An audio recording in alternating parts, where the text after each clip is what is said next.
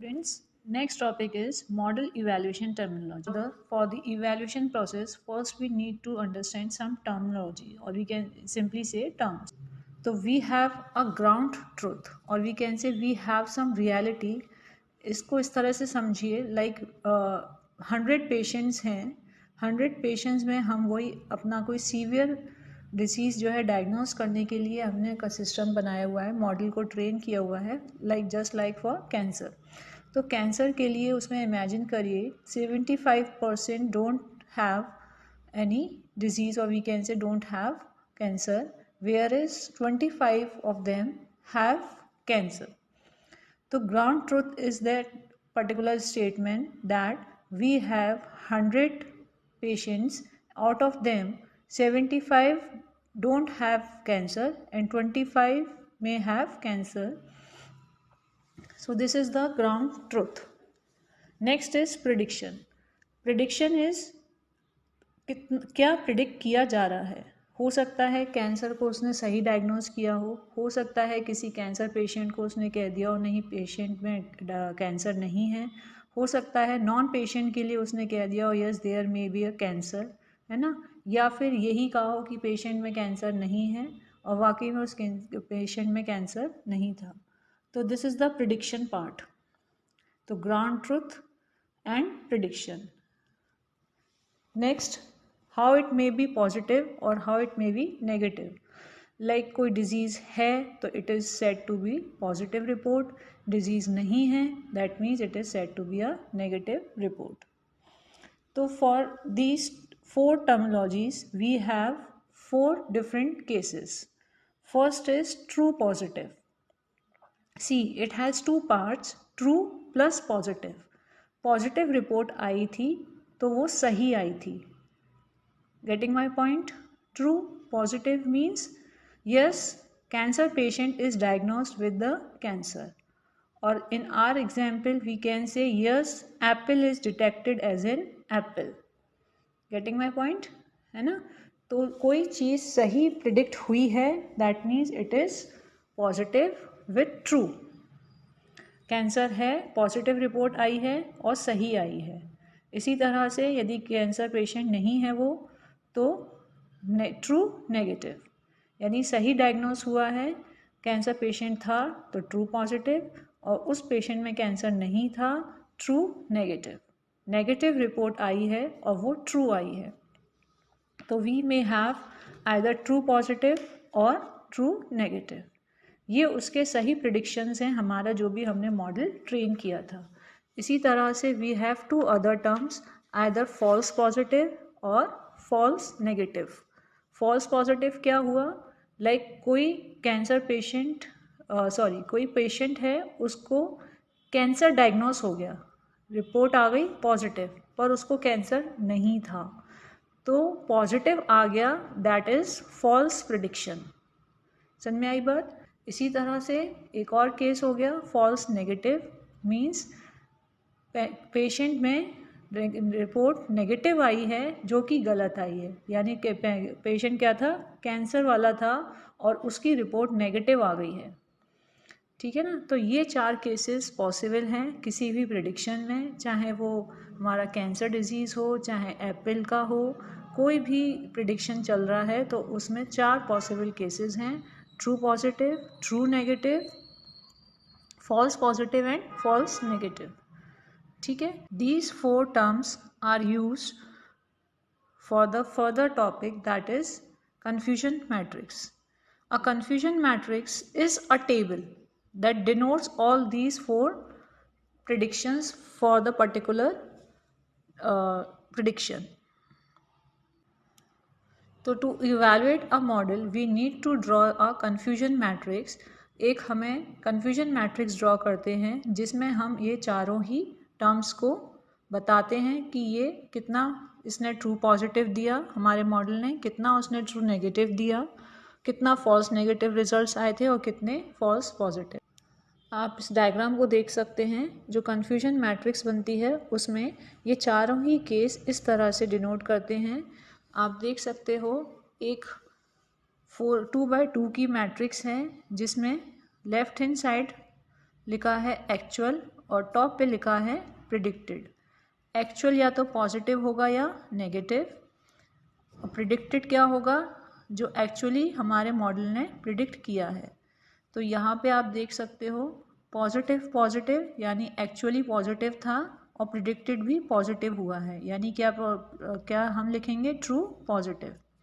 Actually positive था but predicted क्या हुआ है नेगेटिव, तो that is denoted as false negative.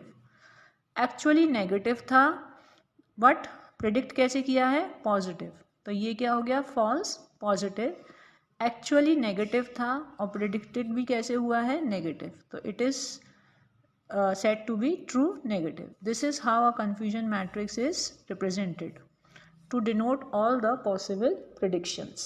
और फॉर इवेल्युएशन हमने क्या किया, टेस्ट किया, टेस्ट डेटा पर जो हमारे 100 पेशेंट्स थे उन पे हमने अपना मॉडल को टेस्ट किया। अब हमारे पास 25 पेशेंट्स थे जिसमें 20 को उसने ट्रू पॉजिटिव दिया, ठीक है। 25 में से 20 पेशेंट्स को उसने सही डायग्नोस किया विद द कैंसर, जबकि 5 पेशेंट्स को उसने कह दिया no you don't have any cancer, यानी कि उसने रिजल्ट क्या दे दिया नेगेटिव, जो कि गलत था। तो ये आप कन्फ्यूजन मैट्रिक्स में देख सकते हो, ट्रू पॉजिटिव के नीचे लिखा है 20 और फॉल्स नेगेटिव के नीचे लिखा है 5, ठीक है।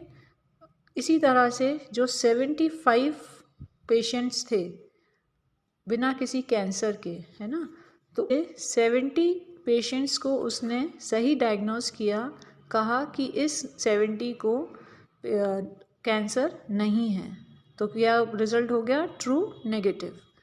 और उनमें से 5 पेशेंट को उसने कह दिया कि इन्हें कैंसर है, यानी रिपोर्ट क्या आनी चाहिए थी नेगेटिव और रिपोर्ट क्या आ गई पॉजिटिव, यानी कि false positive. So we can say a confusion matrix is a table that allows us to access the performance of a model by comparing its predicted results against the actual reality. In other words, confusion matrix provides a clear overview of how well the model performs in identifying different types of outcomes. यानी हमें एक summarise मिल जाता है, summary मिल जाती है हमें हमारे results की, इसी को हम confusion matrix कहते हैं। इसका अदर नेम है error matrix. It is primary used for evaluating the performance of classification. यदि हमें किसी मॉडल के प्रेडिक्शंस की कन्फ्यूजन मैट्रिक्स पता हो तो फिर हम उससे फर्दर एक्यूरेसी फाइंड आउट कर सकते हैं। It typically consists of 4 cells or entries, each representing a different combination of model predictions and actual outcomes. So a binary classification problem confusion matrix look like a 2 by 2 table that summarizes the model's performance as this. Binary classification means either true or false, either yes or no. Answer का prediction की सिर्फ 2 ही होगी possibilities, हाँ या ना, ठीक है। तो बाइनरी मीन्स 0 और 1, एप्पल है या नहीं है, कैंसर है या नहीं है। So a confusion matrix is like a summary of all the cases where the model is getting things right, either true positive or true negatives, and the cases where it is getting things wrong, that means false positives and false negatives. So confusion matrix fits well as it shows how a model get confused in its predictions. It also helps us to understand where the model is making mistakes so that we can fix them and make the model more accurate and reliable. So further, to evaluate a model, we have certain parameters. First is accuracy. Accuracy calculates the overall correctness of the model's prediction. कितना उसने overall correct predict किया है, correct predict किया है यानी कि कितने उसने ट्रू पॉजिटिव्स या ट्रू नेगेटिव्स रिजल्ट्स दिखाए हैं, उससे हमें पता चलेगा कि एक्यूरेसी कितनी है। तो it is termed as correct predictions divided by total cases into 100 to get the accuracy in percentage, या हम कहें simply TP true positive plus true negative divided by TP plus TN plus FP plus FN. Total cases में क्या हो जाएंगे, सारे ही cases involve हो जाएंगे, TP, TN, FP, FN. These are the short terms for the said terms. Next is precision. Precision measures the accuracy of positive predictions made by the model. It is the ratio of true positives to the total number of predicted positives. यानी कि जितने positive predict किए हैं उसमें से कितने actually true थे, उनका ratio. Like true positive divided by क्या, true positive plus false positive. कितने पॉजिटिव प्रिडिक्ट किए थे उसमें से ट्रू कितने थे. तो जो पॉजिटिव प्रेडिक्ट किए थे उसमें ट्रू पॉजिटिव भी हैं और उसमें फॉल्स पॉजिटिव भी हैं. तो फॉर्मूला क्या बन जाएगा इसका, true positive divided by all predicted positives into 100, और in simple terms it is denoted as TP divided by TP plus FP into 100%. So next is recall. It is also said to be sensitivity of our model, or it may be denoted as true positive rate. Precision में हमने देखा था कि कितने actually positive उसने सही detect किए हैं from all the positive results. यहाँ पे भी हम यही देख रहे हैं ऑलमोस्ट, कितने उसने ट्रू पॉजिटिव डिटेक्ट किए हैं over the actual positive cases, यानी कि true positive plus false negatives. Recall is the ratio of true positives to the total number of actual positives. कितने एक्चुअली पॉजिटिव थे. एक्चुअली पॉजिटिव कैसे पता चलेंगे हमको, हमें क्या करना होगा, true positive plus false negative.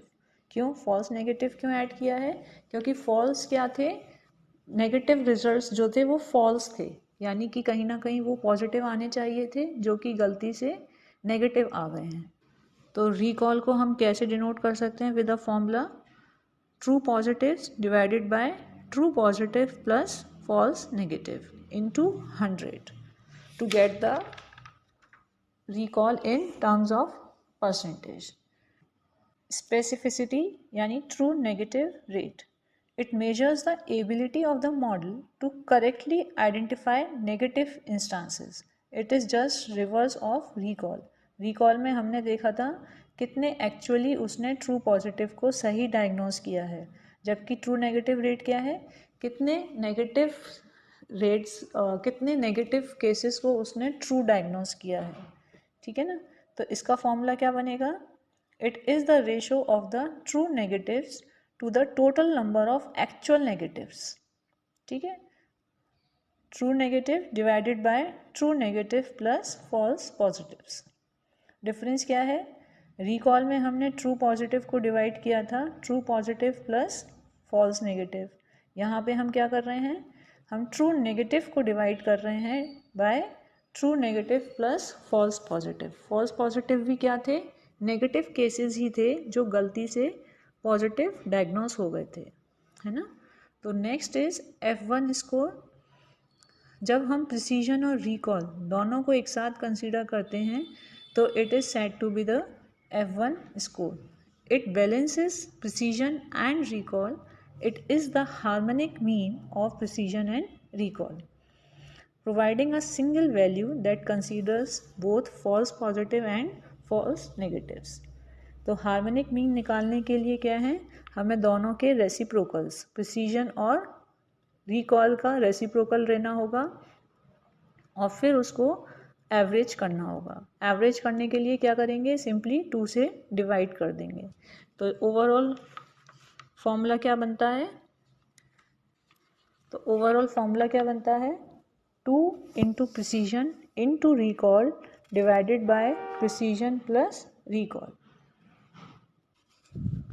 अब आप जो 100 पेशेंट्स का डेटा था उसके अकॉर्डिंग जो प्रिडिक्शंस थे, ठीक है, उसकी इमेज हमने शेयर की हुई है. उससे आप accuracy, precision, recall, true negative rate, F1 score सभी आप निकाल सकते हो.